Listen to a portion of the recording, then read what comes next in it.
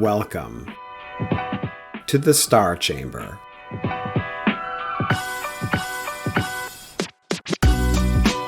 I'm Ryan Swayze, a retired Air Force Lieutenant Colonel and the founder and president of the Walk the Talk Foundation, a nonprofit that advocates for and advises currently serving and former military service members going through the arduous journey of administrative processes and investigations in our government.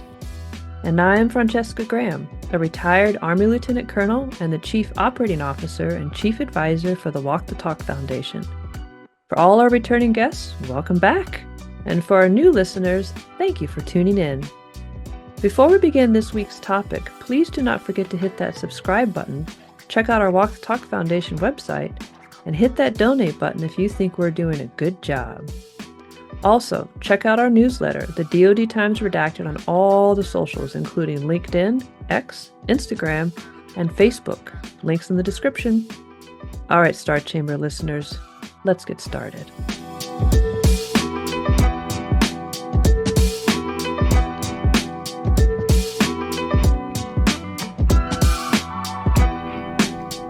Welcome back to the Star Chamber podcast. Today we go deep on something I see too often in the military, in federal service, and across organizations, large and small. It's the hidden danger of putting people between yourself and the problem. We dress this up in professional jargon. We call it staff management, bandwidth protection, executive filtering. In modern leadership circles, it's sometimes praised as sophistication, insulating yourself, adding layers, surrounding yourself with buffers. But here's the hard truth. In real life, this habit doesn't make leaders stronger. It rots the foundation of command. It spawns toxicity, mistrust, and larger, more intractable problems than the ones you are trying to avoid. In this episode, we will explore how leaders once owned the problem, no buffers allowed.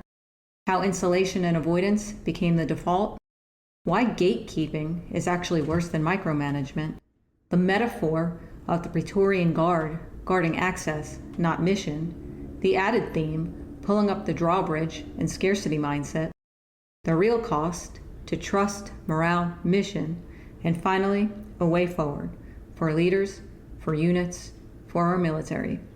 Because the fix isn't another office or structure. The fix is courage, engagement, trust.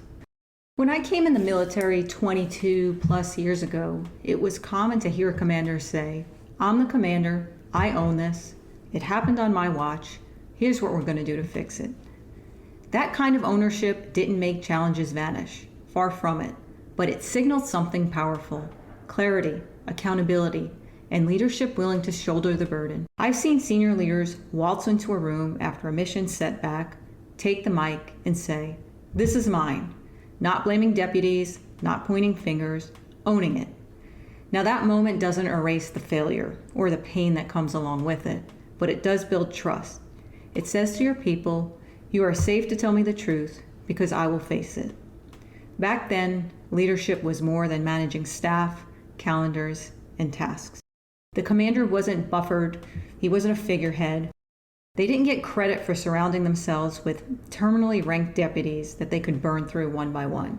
They stood in the storm, they absorbed the hits, they led by example, from the front. That approach did something intangible but vital. It allowed concerns at the bottom to rise up intact. It made people believe their voice still counted. That belief, more than any process or policy or SOP, held the organization together. Over time, though, leadership, training, and development shifted. Insulation became more prized than proximity. Avoidance became framed as risk management. Delegation became a shield. Today, many senior leaders are actively mentored to place someone, a deputy, a staff officer, an aide-de-camp, a chief of staff, between themselves and the quote-unquote problem. That's the modern posture. This isn't always malicious. Sometimes it's practical, but far too often it becomes the default. The system rewards buffers. Careers are made by shielding the boss from heat. Sometimes the buffer is skilled.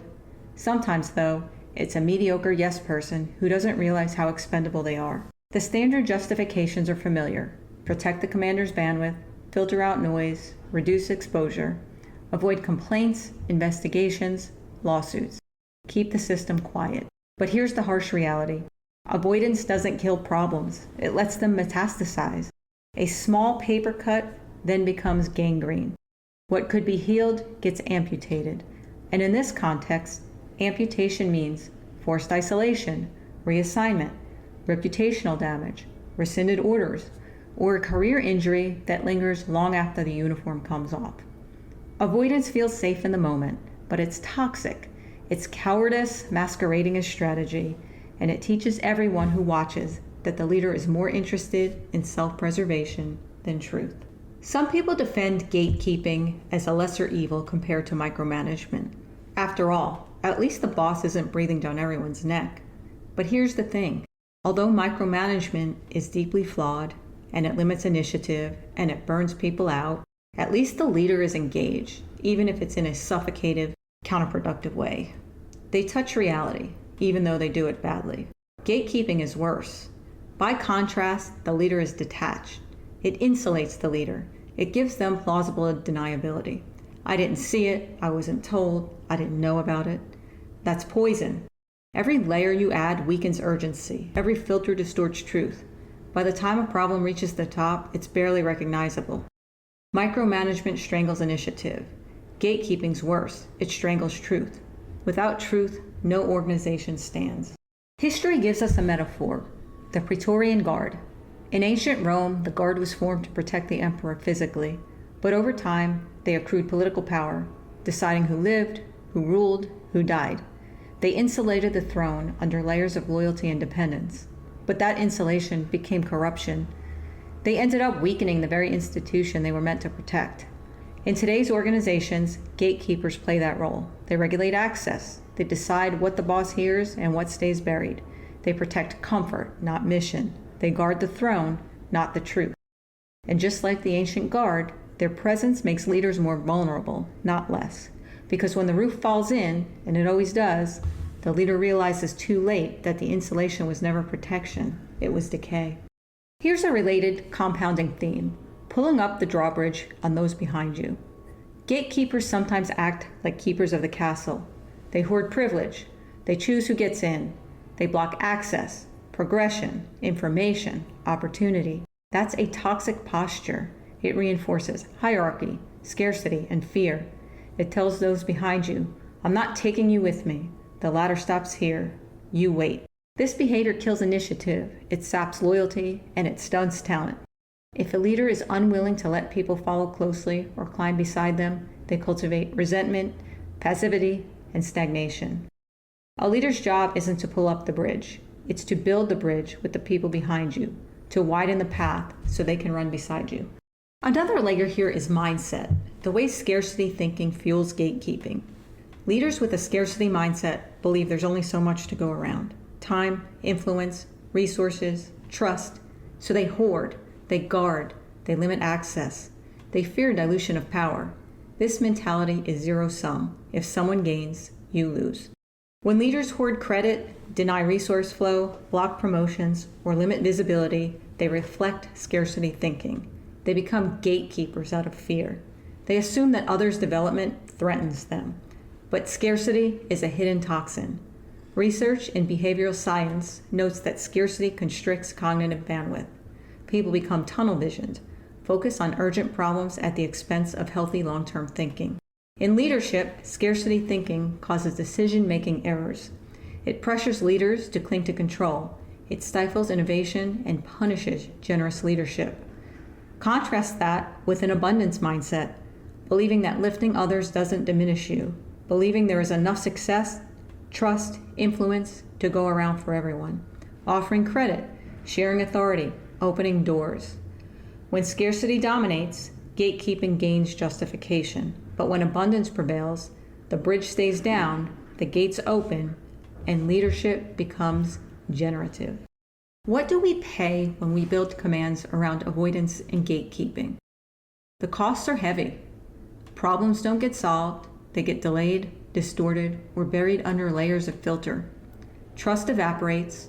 People stop believing their concerns will reach the top intact. Cynicism replaces loyalty. Silence replaces candor. Leaders lose touch. They confuse lack of noise for lack of problem. They grow insulated. They believe the absence of clamor means order until a crisis explodes right in their face, and it always does. Culture contests. The behaviors don't stay at the top. They spread. Junior leaders internalize them. Gatekeepers train successors. The next generation inherits a culture of distance, fear, and passivity. This is toxic leadership in action. Toxic leaders, by definition, leave their organizations worse off than they found them. Studies of toxic leadership highlight how manipulation, self-preservation, and control dynamics create a feedback loop. Those below shrink, hide, withdraw, and they consolidate the leader's power, but they hollow out the organization. At that point, no degree of policy or process will cure that rot. You've now replaced leadership with insulation. So how do we break this cycle? How do leaders reclaim proximity, rebuild trust, and reverse the damage? Number 1, choose engagement over insulation. Step into the problem. Don't delegate all the heat. Show up in the mess. Signal that you will not dodge hard conversations. And care. Even if you don't care, at least pretend to care. Number 2, keep the bridge down. Don't block access. Invite your people in. Let others see the battlefield. Let them walk beside you. Open the gate. Don't guard it. Number 3, shift your mindset from scarcity to abundance.